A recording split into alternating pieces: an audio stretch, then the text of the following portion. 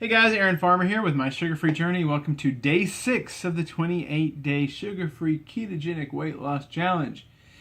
So yesterday we talked about why calorie restriction doesn't work. Now we're going to talk about the two-compartment theory of weight loss.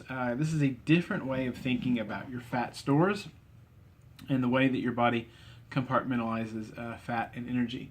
So the reason calorie restriction doesn't work is because it's based on a flawed view of how your body stores energy.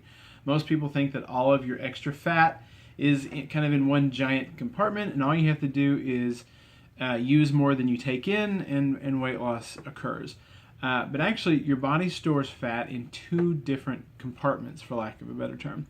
It stores glycogen in muscles and around the liver for quick access to energy, and it stores fat in the long-term storage in your fat cells. If you're a sugar burner and your glycogen stores get depleted, rather than going into the long-term storage of the fat cell for energy, because it's metabolically expensive, for lack of a better term, for your body to break into those fat stores for energy, it just releases the hormones that trigger hunger. Then you eat, you fill up those sugar stores, because if you're sugar burning, you probably ate a carbohydrate with that meal, and your body uses that for fuel without ever touching the long-term storage of your fat cells. So another way to think about this is your sugar stores are like the refrigerator in your house, and your fat cells are a deep freezer down in the basement. It's far more convenient for you to get food in and out of the refrigerator than it is to trundle down to the basement break open the freezer every time you want to get something to eat. So this is how your body works. Your body works by, it would rather get energy from the refrigerator, from those sugar stores in your muscle and and from around your liver. So if your blood sugar levels are always kept high because you're constantly eating carbs, you'll never break into those long-term fat storages.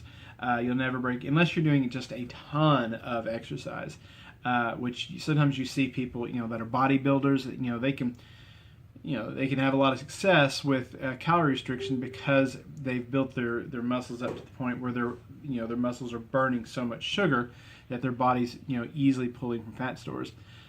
But if you're just kind of a normal Joe, like I am, like most of people watching this video are, every time you go to exercise, every time you go to burn off fuel, you're just burning your sugar stores, and then every time you eat, you are refilling your sugar stores. That's why people can go to the gym for years and never lose a pound, it's because they're just burning and refilling the same energy source over and over. It's the glycogen stores that are in their muscles. So the important idea here, let me make sure I'm in the right place.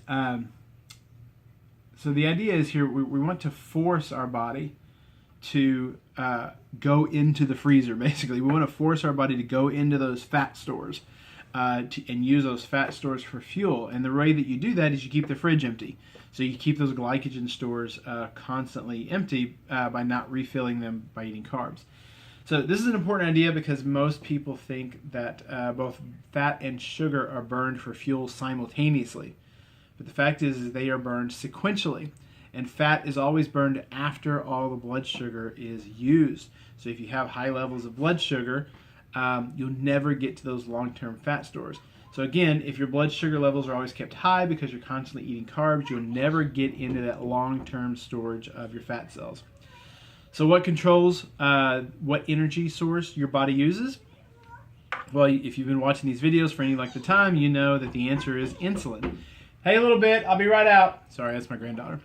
When insulin levels are high, your body's only using sugar for fuel, and it's impeded from using any fat for fuel, because again, that's what insulin does, is it wants to use that sugar for fuel, either use it for fuel or store it away as sugar stores. But when insulin levels are high, you can't get into your fat stores and use those for fuel. As the insulin levels fall, your body will regain the ability to use fat for fuel, but again, would just prefer to make you hungry.